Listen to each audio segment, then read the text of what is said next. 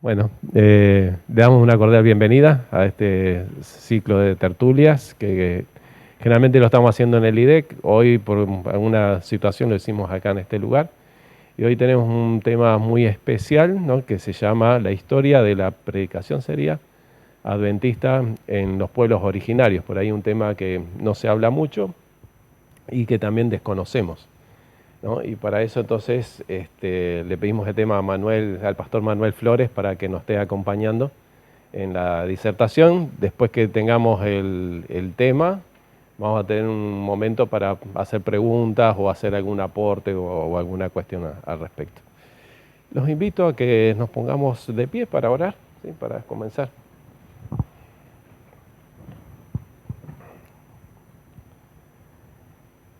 Amante Padre que estás en los cielos, Señor, te damos gracias por las bendiciones que tú nos das.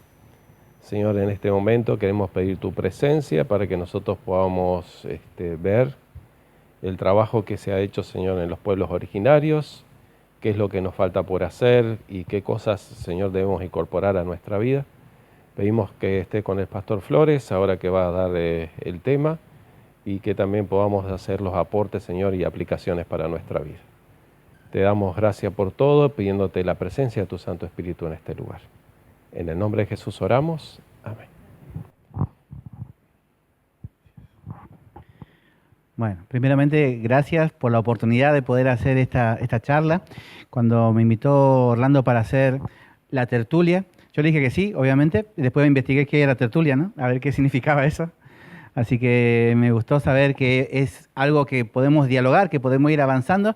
Así que bueno, vamos a comenzar nomás con las presentaciones. Vamos, si me ayudan con las imágenes. Gracias. Bien, la historia de la evangelización en las comunidades nativas, desde la perspectiva adventista, ¿no? Así que el primer exponente que vamos a ver si avanzamos un poquito, es, a mi criterio y a criterio de muchos hermanos, el primer adventista que no solamente hay en Sudamérica, sino que también, se podría decir, mucho antes de que Guillermo Miller empezara a predicar el advenimiento de Cristo, ya Francisco Ramos Mejías no solo creía en el advenimiento de Cristo, sino que además lo predicaba y hablaba de la importancia de guardar los mandamientos y de guardar el sábado. Así que yo considero el primer adventista guardador del sábado, es argentino y es Ramos Mejías. Es interesante porque los primeros libros que llegaron a América fueron traídos por Belgrano, y uno de ellos llegó hasta una zona de Córdoba donde se reunían diferentes eruditos, y llegó también hasta manos de Ramos Mejías. Él primero transcribió a mano una porción de esto, lo estudió, luego finalmente él pudo adquirir los libros y los iba escribiendo, y tenemos en el centro White uno de estos, o dos de estos libros. Todos los tomos, los 4 tomos. Amén, muy bien. Que está escrito a mano, las anotaciones al costado están escritas a mano, de puño y letra de Ramos Mejías. Así que para ir a verlo allá. ¿Quién fue Ramos Mejías? Era uno de los... gracias. Perfecto. Ramos Mejías fue uno de los patriotas, digamos, que comenzó la independencia, que estuvo en la lucha por la independencia en la Argentina y que nos ayudó también luego a pacificar la zona después de la guerra. Entonces, recibe tierra en la frontera, se le dan tierra en la frontera, pero cuando él llega a la tierra que se le había asignado, él no toma posesión inmediatamente de la tierra, sino que él se la compra a los indios Pampa de la zona para poder establecer un diálogo con ellos. O sea que él no va a tomar posesión como los demás que a la fuerza tomaron esta tierra, sino que él compra a los caciques ese lugar, ese espacio, y le da trabajo en su propia hacienda, que le llama Miraflores. En esa hacienda, no solo que los emplea, sino que también los trata como iguales, lo que era completamente distinto a lo que se solía hacer en ese periodo de conquista, ¿no? Que todavía era un periodo de conquista. Cada vez que hacen reuniones en Miraflores, antes de empezar a trabajar, él tenía ya una capilla, un lugar donde hacer culto, donde predicar la palabra, y los reunía para hacer un culto previo, muy parecido a lo que hacemos en la universidad, ¿no? Antes de empezar a trabajar, que se hace un cultito entre todos, él hacía el culto y les hablaba acerca de la importancia del sábado. Esto trae consecuencias, por supuesto que sí, muy buenas. Primero, los nativos no tienen problemas con Ramos Mejías, se empiezan a tener empatía hacia él, se gana la confianza, y el gobierno aprovecha esa confianza que había, no para el gobierno argentino, sino para Ramos Mejías. y con el apoyo de él se firma el Tratado de Miraflores.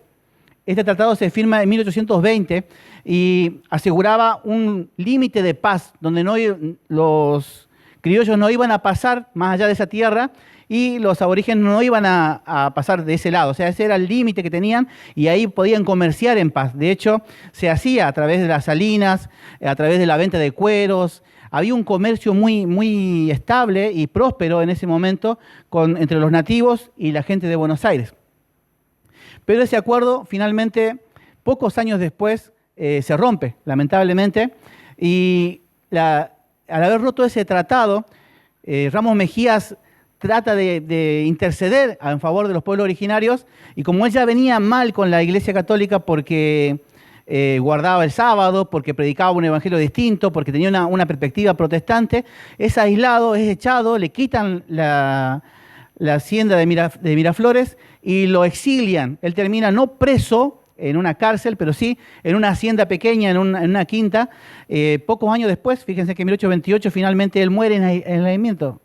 La familia Ramos Mejía sigue un rumbo distinto, sigue lo que los demás hacían, que era tomar las tierras, así que no estaba muy de acuerdo con él, pero él sí fue un precursor adventista dentro de la historia de la iglesia, dentro de la historia también de los pueblos. Fue el primer contacto que hubo con los pueblos originarios y un contacto pacífico. Si hubiésemos seguido esa línea, ¿cuánto se hubiese podido hacer? ¿No? ¿Cuán distinta hubiese sido la historia? Pero ahí se trunca la ruptura de los tratados que hacen que Ramos Mejía termine aislado y preso, hace también que se invadan hacia los pueblos nativos y eso provoca una reacción de los pueblos nativos hacia el Estado.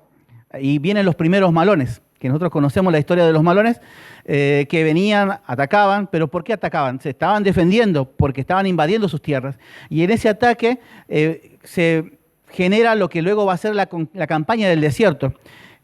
Solo para tenerlo en cuenta, no para hablar mucho de esto, pero las familias que apoyaron esta campaña, por ejemplo, Martínez de Hoz, que se lleva más de 100.000 hectáreas, a Anchorena, que se llama de 1 millón de hectáreas, toma, ¿sí? De lo que ellos decían campaña del desierto, que en realidad, si era un desierto, ¿por qué hacía falta una campaña? O sea, no era un desierto, había gente poblada, y para poder tomar esas tierras, ellos tenían que sacar a esa gente que estaba poblando ese lugar. O sea, ¿por qué se dio la campaña del desierto? Algunos historiadores dicen que era para que Argentina sea todo el sur y no solamente, sino todo sería Chile, dicen ellos. Pero lo cierto es que Chile existía solo hasta el Bío-Bío en esa época. Del Bío-Bío para abajo era tierra mapuche. No había sido conquistada por la nación de Chile. Y cuando ellos se instalan en América, en Argentina, perdón, no existía Argentina todavía. O sea, ya existía previamente el pueblo mapuche en esa zona. Sin embargo, fue exterminado. También fueron exterminados los tehuelches, los zonas, y fue diezmada esa población, ¿no? Entonces, causa de la conquista, intereses por la tierra, la expansión económica, intereses económicos y financieros, necesidad de mano de obra barata, porque al tomar esa tierra no se mató a todos, sino que se los trajo prisioneros a Buenos Aires. Vamos a ver un poquito después sobre eso. ¿Qué tiene que ver esto con la evangelización? Desde ahí surge una brecha, se abre un camino con respecto a lo que va a pasar después con los pueblos originarios y el cristianismo, porque son tomados, son bautizados, llevados a un campo de concentración que podemos darle ese nombre, pero se llama la isla de Martín García, donde eran llevados de a miles y ser bautizados a la fuerza sin explicarle el evangelio, sin explicárselo. De hecho, había sacerdotes que sí le explicaban, pero en aquella época se daba en latín la explicación. O sea, ellos adoctrinaban en latín. Ellos apenas hablaban español, o sea que latín mucho no entendían, ¿no? Incluso hubo una revuelta en la isla de Martín García porque decían que ellos habían tomado esa tierra porque el Papa les había dado la orden de poder civilizar toda esa zona. Sin embargo, él decía, ¿por qué el Papa tiene que dar algo que no es suyo? O sea, ¿por qué tiene que darle la tierra que no le pertenece a él? Pertenecía a ellos, ¿no? Pero bueno, finalmente son llevados presos algunos, otros son exiliados, los echan para Chile, los más importantes fueron echados, y otros son llevados y vendidos como mano de obra para los ingenios de Tucumán, para la producción de algodón en Chaco. O sea, fueron diversificados. Por eso encontramos apellidos mapuches en Tucumán, por ejemplo. Uno dice, ¿cómo hay mapuches acá? No son originarios de esta zona, ¿no? Pero fueron llevados en esa zona. Entonces era mano de obra barata, era mano de obra esclava, a la verdad, porque el sistema que se utilizaba era supuestamente adoctrinarlos y enseñarles civilización y trabajaban en la finca y les pagaban con tickets que podían comprar directamente en la finca. O sea, que ellos le proveían la comida y ellos después le pagaban con trabajo esa comida. O sea, era mano de obra esclava. Construcción de un Estado nacional, esa fue una excusa. Ideología racista, civilizadora, ellos consideraban que no eran como seres humanos, pero no eran seres humanos porque eran una raza distinta. Tal vez esto del racismo nosotros lo tenemos de una perspectiva diferente, pero en esa época, de 1800, cuando Darwin estaba hablando de la evolución de las especies, se consideraba que si vos eras negro, eras de una raza distinta y eras como un animal con forma humana, pero que era finalmente un animal y no tenías alma y por eso podían venderte. Si eras aborigen también, no eras un ser humano con todas las letras, sino que eras como un niño que no llegaba a una madurez completa y por eso se podían vender también. De hecho, después de 1810, cuando se declara la independencia, la justicia, donde todos éramos iguales en Argentina, 28 años después eran vendidos aborígenes en la Plaza de Mayo, o sea, donde en el mismo lugar donde se había declarado la independencia y la libertad para todos, fueron vendidos en ese mismo lugar como esclavos. Y en ese hay un artículo muy interesante de La Nación que dice, si tenemos que considerarlo como animales, porque si ellos no son animales, lo somos nosotros. ¿Sí? Por vender así como se estaba vendiendo a esta gente, ¿no? Entonces, existen muchos libros acerca de la conquista del desierto, lo que eso implicó, porque no fue lo único, sino que Roca hizo uno, después Alvear hizo otra, después finalmente se hizo una más en el Chaco, en el Impenetrable, trató de hacerse en esa zona, no se logró, por eso se llama Impenetrable también, porque el ejército llegaba hasta cierto punto y tenía que retroceder porque no encontraban agua, pero los pueblos nativos que vivían en esa zona encontraban raíces que como una especie de sandía se podría abrir y se tomaba esa agua. El ejército no podía hacerlo porque no encontraba la planta y se morían de sed y tenían que salir finalmente, por eso se le llama Impenetrable al Chaco, ¿no? Bien, pero desde esta perspectiva de la seguridad nacional es que se marca un rumbo de los aborígenes son menos, no son plenamente humanos, no tienen plenamente derechos, son argentinos pero no del todo, ¿sí? Son una nación aparte, son excluidos, son marginados puntualmente, ¿no? Y cualquier cosa que implique una merma de progreso, y si ellos están en el medio tienen que ser eliminados. Por eso hace un año atrás se encontró litio en el norte de Jujuy y ustedes saben lo que pasó. Sacaron a todas las comunidades nativas donde encontraron el litio. Esto pasó ahora, ¿sí? Para tomar eso. ¿Por qué? Porque la prioridad es el recurso y no la persona, ¿sí? Esos son echados de eso. Por eso pasa también en la selva misionera, donde se encontró que las maderas eran tan importantes que también sacaron a todas las comunidades nativas y están quitando toda la madera de lo poquito de selva que nos queda en la Argentina, ¿no? Este principio rige desde aquella época hasta el día de hoy, sigue vigente, ¿no? Y este es un artículo del Diario de la Nación y me gustaría que alguno me ayude a leerlo, si puede. A ver, ¿te animas a leerlo, por favor? Llegan los indios prisioneros con sus familias, la desesperación, el llanto no cesa, se les quita a las madres sus hijos para en su presencia regalarlos a pesar de los gritos, los alaridos y las súplicas que hincadas y con los brazos al cielo dirigen las mujeres indias. En aquel marco humano, unos se tapan la cara, otros miran resignadamente al suelo, la madre aprieta contra el seno al hijo de sus entrañas, el padre se cruza por delante para defender a su familia de los avances de la civilización. Esto uno podría interpretarlo, bueno, está diciendo el diario, pobrecita esta gente, pero todo lo contrario, el diario está diciendo, esto es civilización, tenemos que imponer la civilización. Ahora dígame usted, ¿esto es civilización o barbarie? ¿Sí? Quitarle los hijos a una madre y venderlo o regalarlo en ese mismo momento, separar las familias para llevarlos como mano de obra barata hacia otro lugar, ¿es civilización o barbarie? Para Sarmiento esto era civilización y eso era barbarie, ¿sí? Tenían que ser exterminados o tenían que ser civilizados. ¿Por qué se estaba despoblando el sur? ¿Por qué se estaba despoblando Argentina de las comunidades aborígenes? ¿Por qué? Porque después de eso, Sarmiento trae las famosas olas migratorias. ¿A dónde iban a colocar la nación europea que querían hacer en Argentina si estaba poblado por pueblos nativos? Había que despoblarla para entonces poder poblarla con gente más digna según Sarmiento, ¿no? Bien. Sigamos con nuestro tema, que es la predicación del Evangelio. La iglesia adventista también predica en el norte de la Argentina. No, hasta ahí llegamos con los pueblos mapuche. No tenemos una sola iglesia mapuche. A pesar de que ellos representan casi 60% de la población aborigen argentina, no tenemos una iglesia mapuche. Tenemos, hasta donde yo tengo conocimiento, después de haber investigado a través de Secretaría de la Unión Argentina, 5 hermanos descendientes mapuches que vivieron en sus aldeas. No tenemos más que eso, pero vamos a dejar en stand-by esta partecita sobre los pueblos mapuche y vamos hacia el norte. En el norte de la Argentina llega y empieza a predicar en la zona de Formosa, de Chaco, de Misiones, y a pesar de que teníamos una iglesia donde el 80% de la membresía de la Asociación del Norte está en Misiones, ¿sí? Y la parte financiera también está en Misiones, no teníamos hasta hace poco ninguna iglesia guaraní, ¿sí? Y en Misiones, y en Chaco y en Formosa, casi el 50% de la población circundante es aborigen y tampoco tenemos congregaciones de estos pueblos. Pero, ¿qué pasó en Rincón Bomba? ¿Por qué es tan relevante? En este año, 1947, un año antes en realidad, un hermano Pilagá, un hombre Pilagá, va a una campaña de evangelismo hacia Chaco, a Resistencia. Mira, él va de Formosa, camina hasta Resistencia, escucha la predicación, no entiende la predicación porque él no hablaba español, pero sí entiende algunas pocas cositas en la poroteada que le dice, él aprendió algunas cositas. ¿Qué aprendió? Que existe un Dios en el cielo y que si él ora a ese Dios, Dios le va a proveer. Eso es todo lo que entendió.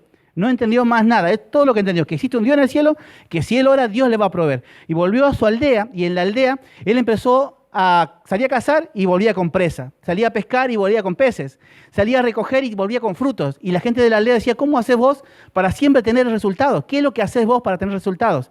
Esto me lo contó la nieta de él. Y me dijo así, yo cuando voy a cazar le pido al Dios del cielo. ¿Y quién es el Dios del cielo? No sé, pero me escucha, dice. Y yo le pido y él, cuando yo voy a cazar, me pone presa delante. Cuando voy a pescar, me pone peces. Cuando voy a buscar, me pone fruta. Dice, yo le pido y el Dios del cielo responde. Y él fue un famoso predicador en esa zona porque además de salir a pescar y demás, él oraba por los enfermos y los enfermos se sanaban. Hermoso testimonio, ¿no les parece?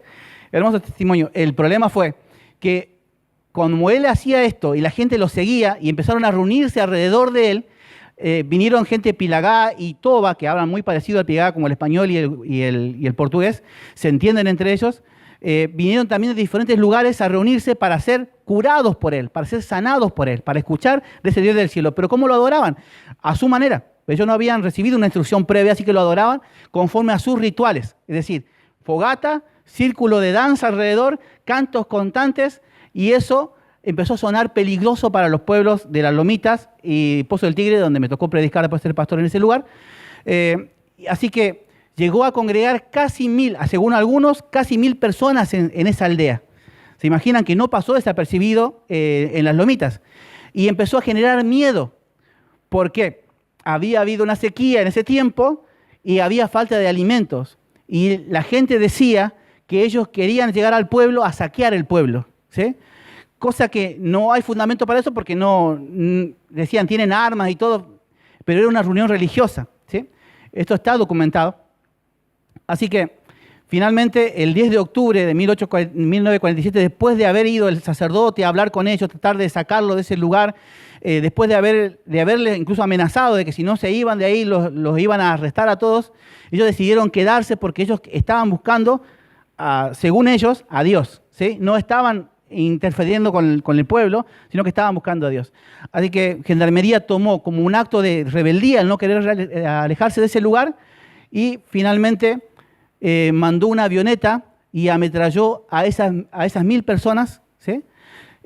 Los persiguió durante una semana y produjo la matanza que se llama la matanza de Rincón Bomba, la masacre de Rincón Bomba.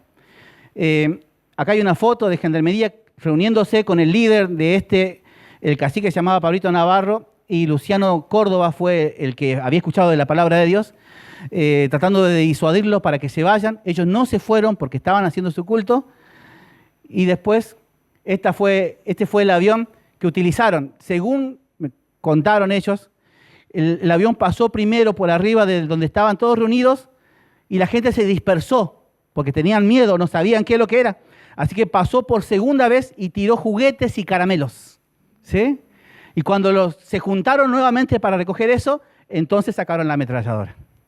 Y así los persiguieron y los mataron. Estuve presente cuando un grupo de forenses encontró fosas comunes y sacaron más de 300 restos humanos. Hombres, mujeres, niños, ancianos, pedazos de cuerpo que estaban removiéndose en la tierra. ¿Por qué se realizó esto? ¿Por qué se hizo esto? ¿Qué causó eso? El miedo, la desconfianza, el pensar que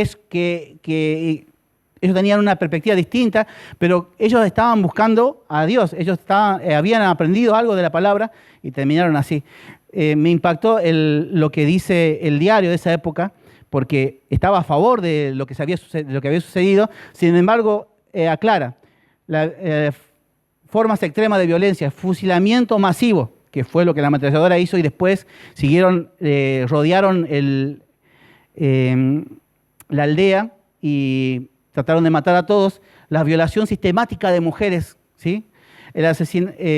Matar a los bebés y a los niños, y luego no dejar que ellos pudiesen llegar a sus aldeas, y finalmente murieron de hambre y de sed en el camino. O sea, mataron gente indefensa. ¿Por qué? Porque no entendieron que ellos estaban adorando a Dios. Ahora, acá hay muchas voces, pero finalmente Nación dio un veredicto y se declaró eso como una masacre, ¿sí? ¿Qué se ganó con eso? Absolutamente nada, pero por lo menos se reconoció de que sí pasó, que sí sucedió y que esto fue causado por causa de una mala interpretación de lo que ellos estaban haciendo en ese lugar. Entonces, el trabajo en las comunidades nativas siempre se hizo en la iglesia adventista. No es que nunca fuimos a evangelizar, no es que pasaron 128 años desde que la iglesia está acá y nunca predicamos en la comunidad nativa. Sí se predicó. ¿Cuál fue el problema entonces? Que no se hizo un trabajo constante, que se predicó hasta cierto momento y cuando no se lograban resultados se retiraba. Que si bien es cierto, la iglesia no va a buscar diezmos y ofrendas, pero donde no lo encuentra tampoco se queda. Entonces, ¿qué es lo que necesita la iglesia para que vayamos nosotros? ¿Cómo logramos hacer un evangelismo más constante? Primero, tenemos que tratar de que ellos entiendan el evangelio desde una perspectiva distinta, no un sincretismo religioso, porque eso causa lo que ya vimos que sucedió. Por testimonio oral de hermanos, porque no hay registro de esto, sin embargo, sí existieron trabajos en distintas provincias. Fueron trabajos aislados, de corta duración. Cuando el hermano iba a predicar hasta la aldea, venía la gente y los escuchaba. Pero cuando el hermano dejaba de ir a predicar a la aldea, la gente dejaba de reunirse. Porque siempre era el Dios de otros, era el culto de otros, no era el culto propio, no era el culto de ellos, no era algo propio. ¿Por qué pasa esto? Porque cada vez que el cristianismo se acercó a las aldeas, no les trajo buenos resultados a las aldeas. Entonces, no es bien visto el cristianismo dentro de las aldeas aborígenes. Porque desde la perspectiva antropológica también, ellos, para ser protegidos de la invasión de los blancos, tenían que ser sacados de ese contexto. Así que, si vos querés evangelizar a las comunidades nativas, sabés que vas a tener una oposición tanto legal, porque es ilegal hoy predicar en la Argentina a los pueblos originarios. Es ilegal cambiarle la cultura, porque la cultura es protegida por ley. Y también vas a recibir una persecución del grupo antropológico, de ENDEPA y de otras instituciones que defienden a los pueblos originarios, que está perfecto que los defiendan, pero ellos tienen derecho a poder escuchar de la palabra de Dios y aceptarla si así lo quieren. Entonces, ¿cómo comenzamos nosotros a trabajar con los pueblos originarios? Nos llegaron información de un pueblo wichí que había aceptado la palabra de Dios. Esta, lamentablemente, ya no está, pero sí había una iglesia wichí en Villa Ángela, si no me equivoco, en Chaco. Nosotros empezamos puntualmente en el 2008, cuando fuimos a trabajar a Tartagal y en el Sevilar. Soledad, mi esposa, nos acompañó aquella vez.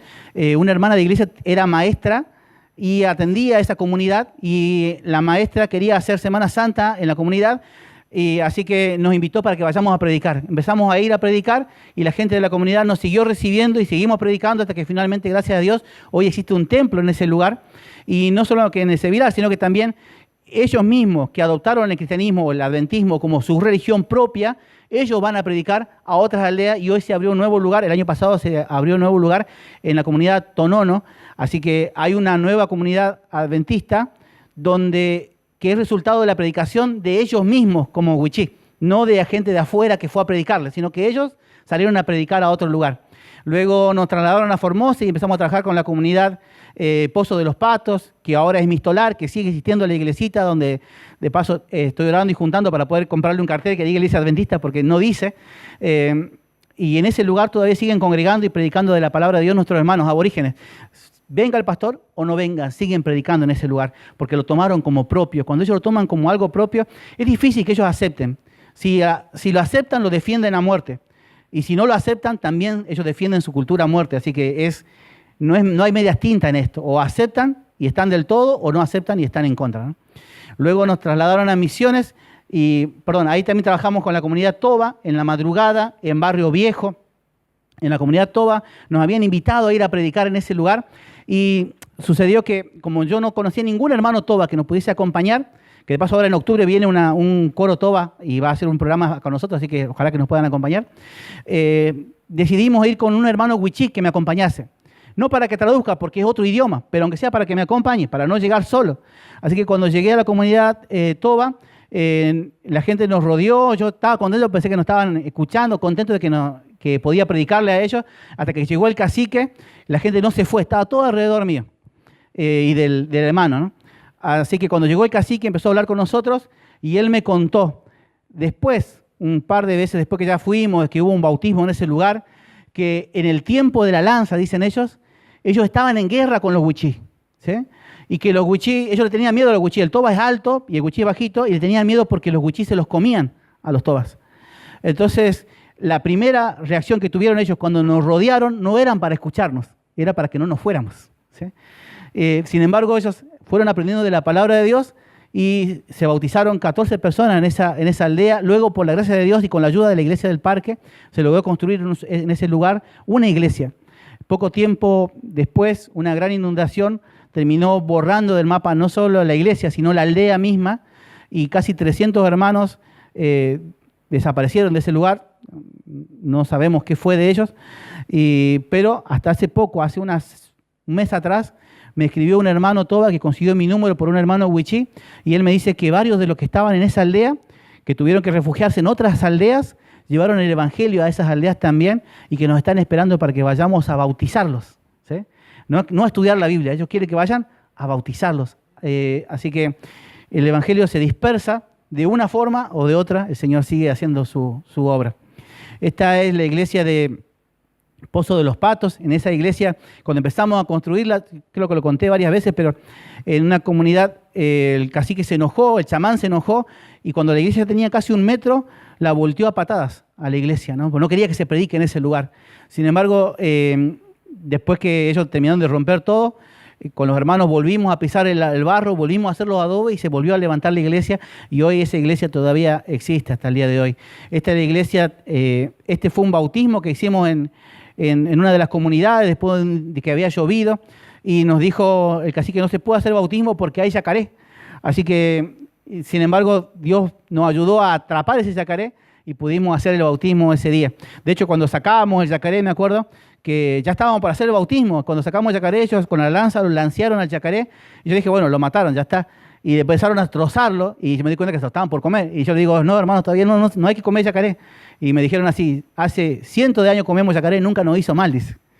Así que, ¿qué hubiese hecho? ¿Lo hubiese bautizado después de comer yacaré o no? ¿Qué hacemos ahí? Yo lo bauticé porque el evangelio es progresivo, ellos están conociendo de a poquito, es un proceso. Es difícil de cambiar del día a la mañana, de la noche a la mañana, pero hay que comenzar ese proceso en algún momento. Y ellos comenzaron su proceso en ese lugar, en ese contexto. Esta es Misión Pozo Yacaré, la que se ve allá. Saben que cuando me invitaron a ese lugar, me habían invitado, no pude ir, pasó 1 año, 2 años y no pude ir, y seguía la invitación. Un día vino un hermano y me dijo: pastor, si usted se va y no viene a predicar con nosotros, ¿quién nos va a predicar después? Así que eso me tocó y decidí finalmente encontrar la manera para poder llegar hasta ahí. Eran 70 kilómetros de camino de tierra que no podía entrar con auto. Así que nos fuimos en caravana de moto para llegar hasta ese lugar. Compartimos. Me acuerdo que me correteó un toro. Los toros allá no tienen, como acá, que está todo enrejado, ¿no? Allá crían cimarrones y salen a cazarlos. Así que cuando pasamos por el monte, el toro nos empezó a perseguir y yo tenía una moto que aceleraba todo lo que podía y iba a paso de hombre, más o menos. Yo creo que el toro no nos alcanzó porque no quiso, porque no sabía qué iba a hacer con nosotros, pero que nos corrió. Y cuando llegamos a la comunidad, me senté, me acuerdo, estaba recansado, todo lleno de tierra, y empezaron a hacer el culto, y el cacique dijo, hoy nos viene a predicar un pastor blanco. Y yo dije, justo que vengo yo, un pastor blanco, a predicar. Y diciendo que yo era el pastor blanco, ¿no? Hoy tenemos hermanos en esa comunidad, están aislados. Bueno, ahí está el yacaré, el famoso yacaré. No, este no es, pero era uno de esos. Existen varios tipos de yacaré, de paso, nosotros conocemos el overo nomás, pero que es chiquito. Está el yacaré negro, que también es chico, pero es bravo, malo. Él te salta del agua para querer agarrarte. Y después el blanco, que es enorme, que debe ser, a ver, fácil, debe tener un poco más grande que estos bancos. Así que son peligrosos. Por eso es que no querían bautizarse. Detalles. Esta es la comunidad de Barrio Obrero. En ese lugar, ese era un fuerte de gendarmería. Ese que está ahí era un fuerte de gendarmería. Las paredes son casi de 60 centímetros de hormigón armado. Lo hicieron así porque cuando en el tiempo de la lanza, dicen ellos, gendarmería que vivía en ese lugar, los mataban cada rato, entonces, y le prendían fuego al fuerte. Así que los gendarmes hicieron todo reforzado para que no lo pudiesen. Finalmente quedó abandonado y el cacique nos dio ese lugar para hacer la iglesia, y así que ahí hacíamos culto. Ahí llegamos a congregar más de 200 personas y es la cuarta parte de esto. Así que no usábamos banco porque no entraban. No había cómo hacer con banco, ¿no? Escuchaban la palabra de Dios y compartíamos, predicábamos en español y ellos traducían al idioma wichí. De paso, hoy tenemos la bendición de tener la Biblia en wichí. No la teníamos en esa época. Así que que ellos puedan predicar en su propia lengua, que ellos puedan compartir la palabra en su lengua, es maravilloso. También tenemos los cursos bíblicos en sus lenguas nativas. Y de paso, si alguno vuelve para su tierra y quiere llevar cursos bíblicos, solo tiene que pedirlos y nosotros se los vamos a dar. Esta es la comunidad una comunidad Toba. Esa es nuestra iglesia en la comunidad Toba, después de la tormenta, ¿no? La tormenta no nos dejó muy bien parados, pero ahí congregaban los hermanos que fueron conociendo de la palabra de Dios y aprendimos a cantar en Toba también. No hablo Toba, pero aprendí a cantar en Toba, como el oro, ¿no? Este fue un bautismo muy interesante porque era la última vez que yo podía ir a esa aldea. Ya me habían trasladado y estaba esperando la mudanza. Así que tenía una moto que les conté, le puse bolsos atrás, uno de cada lado, le puse bolso adelante, le puse bolso al costado, me puse una mochila grande y yo dije, la última vez que yo voy a llevarle esta ropa que me quedó para los hermanos en la comunidad. Y estaban a unos 60 kilómetros también del pueblo y se había hecho tan seca estaba la tierra que se había hecho como talco y había parte que tenía como hasta 10, 15 centímetros de ese talco tierra. ¿Sí? Y cuando iba por la moto a unos 20, 30 kilómetros de Ingeniero Juárez, se trabó con la rueda, con ese talco, y que cayó la moto y mi pie se dio vuelta para el otro lado. Cuando quise levantarme me di cuenta que me estaba mirando para el lado equivocado del pie. Así que traté de levantar la moto porque estaba haciendo el combustible, no iba a poder ni llegar ni volver. Así que le paré la moto y luego apreté el pie y lo acomodé. Mi señora me dice que eso no se hace, pero en ese momento era lo que podía hacer. Y entré a buscar dónde estaba el huesito que va acá arriba, hasta que lo encontré y lo coloqué en su lugar. No pude mover el pie más que hacer esto, así que así le puse primera y después le pude poner segunda y así pude llegar hasta el lugar. Cuando llegué a la aldea, los hermanos salieron a recibirme contentos, gritando. Los chicos salen gritando siempre cuando vos llegás. Y el cacique, que me vio todo maltrecho y con sangre, me llevó hasta su choza ahí y me puso una crema que tenía un olor a víbora que no sé qué es. No voy a especular sobre eso. Y esa noche dormí sobre un cuero y le pregunté a Dios qué iba a pasar después, cómo íbamos a hacer después, porque al día siguiente era el último bautismo que tenía la posibilidad de hacer y no podía porque la laguna estaba llena de yacaré de este lado y el río, como había bajado, estaba lleno de pirañas del otro lado. Entonces no había dónde hacer el bautismo y el cacique dijo, en el pozo, nosotros teníamos un pozo que habíamos cavado para buscar agua y habíamos hecho un aljibe. En el aljibe quedaba unos 30 centímetros de agua para el pueblo.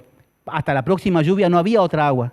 Y él me dijo, pastor, acá tenemos que hacer el bautismo porque no hay otra agua. Y usted no va a venir, y no sé quién más va a venir, si alguien más va a venir después. Ahora tenemos que hacer el bautismo. Y él tenía razón. Así que bajé esos 8 metros que tenía de profundo el pozo con un solo pie para poder hacer ese bautismo, pero vi esas 14 personas entregándose al Señor y fue maravilloso saber que ellos hicieron su pacto con Dios ese día. Luego en el 2013 nos trasladaron a Ingeniero Juárez, perdón, de Ingeniero Juárez al Soberbio, y ahí nos invitaron a predicar en una aldea que se llama Yeyí. La aldea Yeyí es importante, es un referente, es parte del Tecoa Arandú, del Tecoa que reúne las aldeas de Itapirú, de Pay Antonio Martínez, de 2 de abril, las diferentes aldeas que están alrededor. Acá mi compañero trabajó en esa zona. Cuando nos invitaron a predicar a ese lugar, llegué y cuando me recibió el cacique, le conté que yo venía quería hacer un chocolate con los chicos, hicimos el chocolate, compartimos con ellos la palabra y le ofrecí darles la Biblia y regalé 2 Biblias, 3 Biblias y quedaron como 10 personas que querían Biblia y no tenía para darle, así que le dije, ¿yo puedo volver otro día?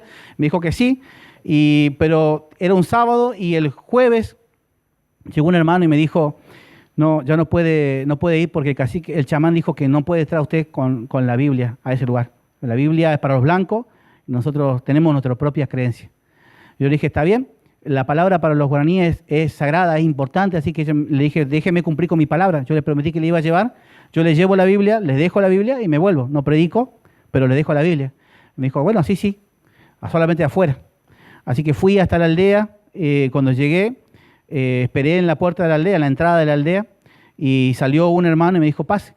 Y pasé, y le dije, bueno, ¿va a llamar a los hermanos alrededor? Le dije, no, porque dijeron que no. Dijo, tranquilo, llamó a todos los demás, y cuando se reunieron todos en la aldea, como unas 20, 30 familias, empezamos a cantar bajito, para no molestar a nadie, ¿no? Cantamos, leímos la Biblia, le entregué las Biblias que tenía para compartir con ellos, y cuando estábamos saliendo le digo, viste que sí pudimos hacer el culto al final, le dije al muchacho que me había dicho que no vaya, y me dijo así, pasa que el chamán dijo, el día que yo me muera, ese va a venir a predicar acá, y hoy a la mañana murió, ¿ves? Por eso que te dejaron predicar, ¿ves? No hay quien se ponga delante del Señor, si Él quiere abrir su palabra, ¿no? Aunque no pudimos hacer una iglesia en ese lugar, y de hecho prediqué 3 años en ese lugar y ninguno se bautizó porque tenían miedo al cacique, al chamán. Ahí se bautizó Víctor Sosa, un hermano que me ayudó a predicar en diferentes aldeas, y con él fuimos a Ibiraití y ahí se armó un grupito. De ahí fuimos a Itapirú y ahí, gracias a Dios, casi toda la aldea se entregó al Señor, pero no sin luchas, digamos. Hicimos un baño de madera dentro de la aldea, una letrina, no es que era una letrina, porque ellos se bañaban en el arroyo nomás, y el tema de los abusos sexuales es común en su zona, por esto mismo. Entonces, hacer una letrina dentro de la aldea era cuidar a los chicos y cuidar a la gente y poder calentar el agua para que se pueda bañar con agua caliente, porque el invierno es invierno en todos lados. Entonces, por haber hecho eso, me acuerdo que estábamos con el doctor Cicalo y llegó como si fuera una película, el camión de guardaparque, la camioneta de guardaparque, la camioneta de la policía, la camioneta de un grupo de gendarmes, creo que eran, pero todos uniformados, y a decirnos que nosotros no podíamos interferir con la cultura de ellos, que si ellos tenían que bañarse en el arroyo tenían que bañar, nosotros no podíamos venir a traerle letrinas. Y yo le dije, pero si usted se bañó con agua caliente hoy, ¿por qué no puede bañarse con agua caliente de estos chicos? Había una hermana que se les reventó el apéndice, hizo peritonitis y no curaba nunca esa infección, y era porque no tenían agua potable para poder hacer. Así que calentar el agua era más que solamente un lujo, era cuidar a esa persona. Pero ellos se enojaron y me acuerdo que los dos Cicalo dijo, si quieren llevárselo, llévenselo. Y yo decía, no, acá no. Pero dice, llévenselo y mañana salen todos los diarios que ustedes impidieron que se hagan baños para una comunidad. Finalmente no nos llevaron, pero sí me hicieron la denuncia. No es tan fácil predicar en las comunidades aborígenes, tal vez por eso no sea tan popular hacerlo, ¿no? En el 2020 se organizó Itapirú como congregación, lo que transformó en la primera congregación guaraní en Misiones, la primera en Argentina, porque no hay otra congregación en guaraní en Argentina, y de ahí aunque hubo persecuciones, le cortaron el agua, le cortaron la posibilidad de tener luz, hicimos una vertiente, le cortaron las mangueras, incluso hubo una situación de violación a la hija de nuestro hermano Víctor, un hermano que dio todo por la obra. Fue llevado para ser juzgado, amenazaron a azotarlo, fui a tratar de sacarlo de ese lugar, también me quisieron azotar. Un cazador furtivo nos sacó de ese lugar para poder ayudarnos, así que finalmente ese grupo fue desarmado por esas luchas que hubo, pero no es que quedó en la nada, porque de Itapirú salieron hermanos que abrieron obra en lo que ahora es Tecuarandú o Pozo Azul. Salió un hermano que fue a predicar en Chapucay, donde hay un grupo ahora adventista. Salieron hermanos que fueron a predicar en Pay Antonio Martínez, donde hoy tenemos un hermoso club de conquistadores. O sea que no es que el enemigo nos golpea y nos quedamos en el suelo, sino que siempre que el enemigo nos golpeó, el Señor permitió que la iglesia se levantase de nuevo. Iglesias chiquitas, sencillas, los hermanos de la aldea la hacen como pueden. Esta la hizo nuestro hermano Cicalo y su grupo de jubilados. Interesante que los jubilados son los que más trabajan en esta obra. Estos son los chicos de la comunidad. Consecuencias de la persecución entonces: limitación del acceso, retiro de las aulas satelitales, del aula que llevaban, digamos, clases a ese lugar, negación de la energía eléctrica, denuncias por construcción básicas, fragmentación de la comunidad. Sin embargo, Dios siguió proveyendo. Y bueno, acá tenemos un grupo nuevo que se abrió después de las luchas que hubo en Itapirú, y finalmente la obra sigue prosperando en esos lugares. Surgieron nuevos espacios de culto, como recién mencionaba. Lo más importante de esto fue que se lograron conectar nuevos líderes aborígenes, que lograron comprar, digamos, el Evangelio, asumir el Evangelio como propio y salir a predicar a través de eso a los diferentes lugares. Dios sigue prosperando su obra. Nuestros hermanos en las comunidades nos están esperando. Hay 1.200.000 aborígenes esperando la palabra de Dios, viviendo en sus aldeas. El 70% de ellos son niños. 70%, o sea, si hay 1 millón, ¿cuántos niños hay en esas aldeas? Que no saben, no conocen todavía de la palabra.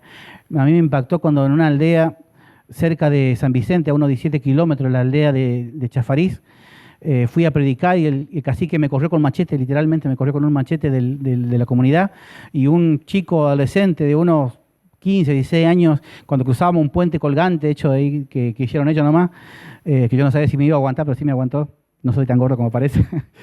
Cuando cruzábamos el puente, él le decía en guaraní a Víctor, hablaba fuerte, yo me daba cuenta que estaba nervioso, pero bueno, cuando cruzamos le pregunté a Víctor qué es lo que te decía, y él me dijo así, él preguntaba, ¿quién es Jesús para que haga tanto lío?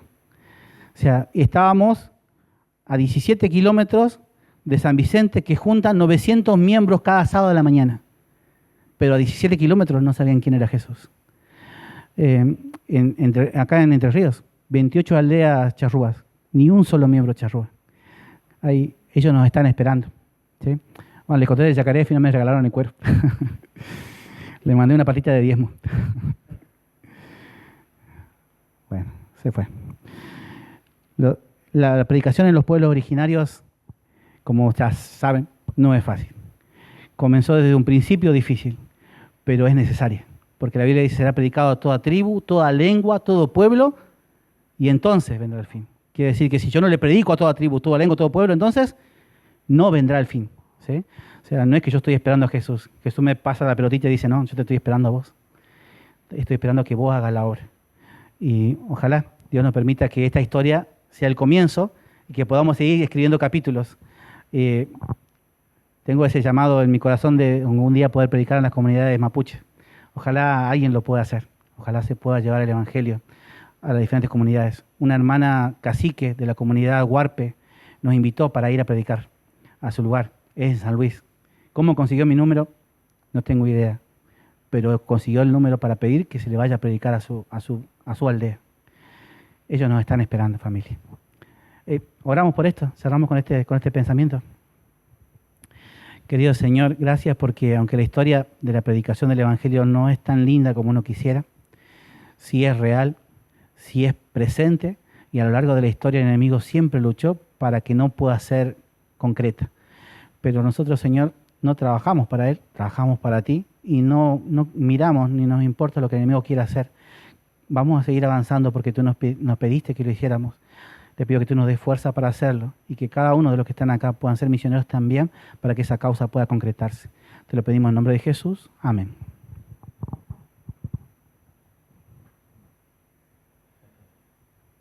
Bueno, muchas gracias, Manuel. Damos lugar a preguntas, alguna cosa que quieran aportar para que podamos dialogar. Si hay alguna cosita. ¿Algo que quieran saber? Tengo un compañero de la comunidad charrúa que hace unas preguntas, pero Muchísimas gracias, Manu. Realmente excepcional ahí tu trabajo, la exposición muy clara. Algunas preguntitas con respecto a la Biblia esa que tenés. ¿Quién la hizo? ¿Quién que es de casa de una publicadora de sociedades bíblicas? ¿Quién estuvo detrás de eso, no, para hacer una traducción así?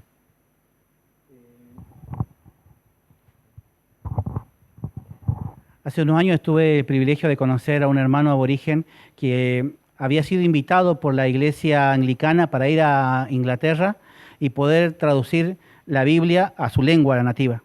Él le dieron una Biblia, Dios habla hoy, literalmente esa Biblia, esa versión, y él iba traduciendo de la Dios habla hoy al wichí.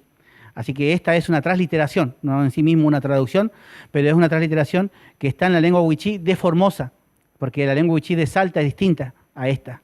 Sirve, pero no es exacta, ¿sí? Tenemos Biblias en Toba también, tenemos Biblias en Biá guaraní, pero solamente en Brasil, y tenemos Biblias mapuches, y aunque parezca una locura, solamente en Estados Unidos. No hay Biblias mapuche ni en Chile ni en Argentina. Así que si alguien quiere donar una Biblia en mapuche... sí. Aquí ya está.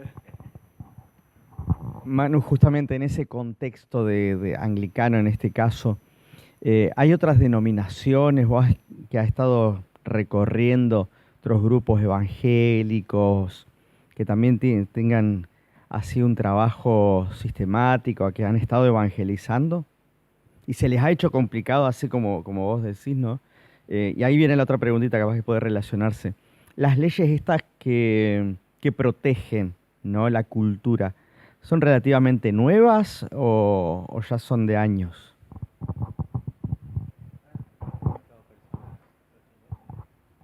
Sí, no. En las comunidades nativas depende de dónde. Por ejemplo, en lo que es misiones, como dijo él, ya es de los jesuitas, supongo yo, que ya hay una ley de protección donde solamente la Iglesia Católica puede trabajar.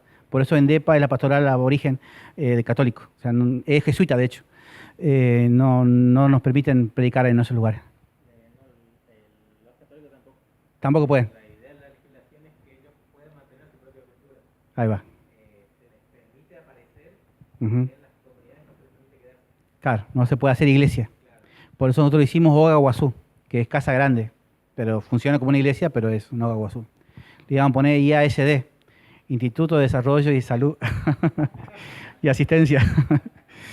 Así que sí, hay leyes bien puntuales que nosotros no podemos cambiar la cultura de ellos. Por eso la tesis era acerca de cómo predicar sin cambiar la cultura y para poder estar dentro del parámetro de lo que la ley pide en esto. Y en cuanto a las iglesias evangélicas, sí van pero como las iglesias evangélicas trabajan distinto que nosotros, son congregacionalistas, o sea, si el pastor quiere ir, va y predica en ese lugar, pero no depende de una institución ni de una gestión, es esporádico, va un tiempo y después deja de ir porque él vive también de los diezmos de los hermanos y los aborígenes no es que tienen mucho para diezmar, más que un cuero o una víbora o algo, no tienen mucho más que eso, entonces no son estables en el tiempo. La iglesia anglicana estuvo y fue fuerte en la zona de Formosa, pero tuvieron inconvenientes después de la guerra de Malvinas, tuvieron que retirarse de Argentina y quedaron algunos anglicanos con sedes más importantes, pero están muy limitados, digamos, en su trabajo. De hecho, en Ingeniero Juárez se nos abrió las puertas para predicar porque el pastor que estaba ahí había sido echado por los aborígenes porque era homosexual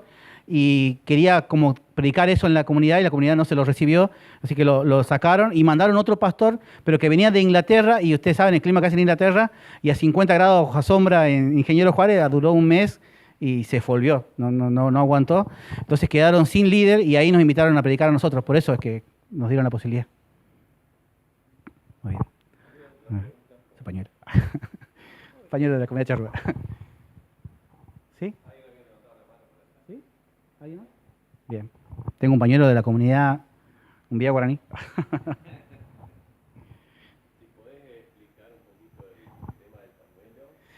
Sí, el tema de los pañuelos, nosotros hicimos un pañuelo distinto, aunque no es del todo legal, digamos, no le cuenten a nadie. porque cambiamos ahí, ustedes ven que conquistadores para las comunidades nativas como que no les cae bien, ¿no? No les gusta mucho eso. Así que le pusimos un nombre en su lengua conforme a sus ideas, ¿no? Entonces Ñaró por ahí significa los que esperan la buena noticia. ¿Sí? Ellos son los que están esperando el Evangelio, que la buena noticia es el Evangelio. Y en Wichí es el mismo dibujo, un yaguareté, porque es símbolo de sus comunidades. Y la frase es lo que sigue en el camino, lo que sigue en el camino. ¿Sí? Entonces está escrito en su lengua, tiene un dibujo que los representa y no genera problema con los antropólogos ni tampoco genera una situación con la comunidad. Y esta es el símbolo de la comunidad charrúa. Este es literalmente el símbolo de la comunidad charrúa, que bueno, tienen, eso que ustedes ven ahí son números, ¿sí? Porque hay quienes dicen que bueno, en Argentina, en América no había letras, pero bueno, acá tienen la prueba de que ya había letras y números en las culturas argentinas y en este caso en la comunidad charrúa. Es 1, 2, 3, 4 y representan los 4 tiempos que ellos predican, digamos, que es antes de que llegaran los españoles, cuando llegaron la masacre, el rojo es la masacre que hubo después de eso, luego la adaptación, la lucha, la pérdida, y el azul, o violeta creo que es, azul, el tratar de volver nuevamente a la armonía con la naturaleza. Así que son los 4 colores por eso. Señor.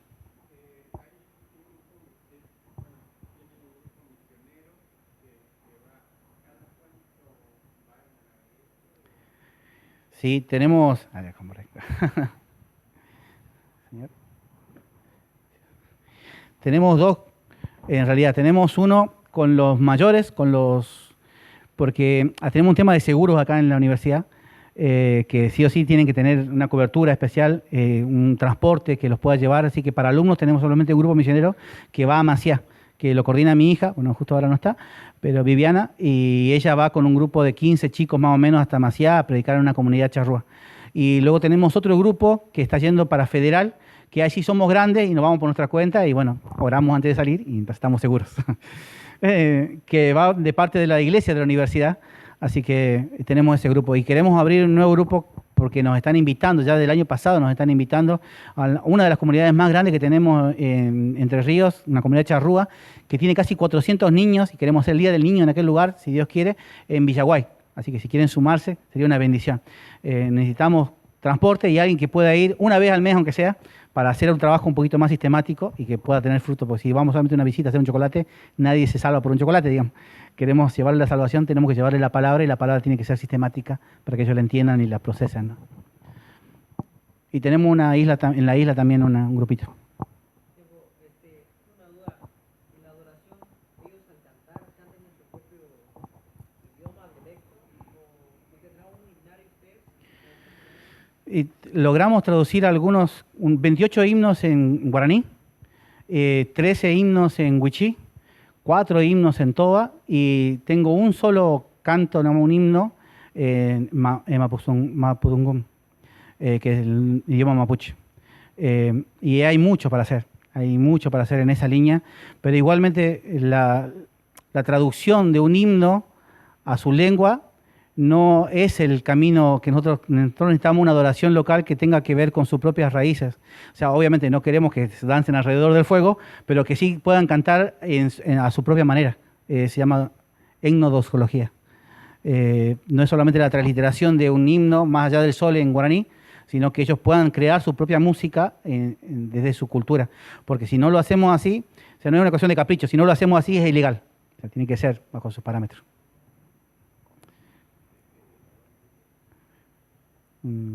¿Perdón? Etnodosología. Etnodosología, toda una rama de la teología de investigación. ¿Y en Chile la predicación con los mapuches y eso, sabes algo? Tenemos un pastor que está trabajando con la nación mapuche. Todavía no tenemos un contacto fluido con él, pero sé que está iniciando eso. Tenemos también un pastor que está trabajando con las comunidades Shuart en Ecuador, que son los que reducen cabezas, sí, que tienen cabezas reducidas. Y tenemos pastores que están trabajando, varios pastores que están trabajando en Brasil con diferentes comunidades.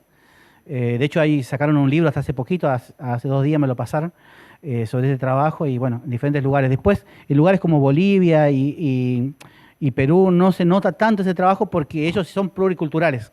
O sea, entienden y trabajan con diferentes culturas. En cambio, en otras zonas no. Nosotros tenemos una sola cultura y listo. O sea, te acomodás si querés, si podés. Sino no hay una cuestión de acomodarse a la cultura del otro. Acá todos somos bajo el mismo paraguas, digamos, cultural, ¿no? Bien. Un estudio bíblico en mapuche. Bien. Me queda uno, así que...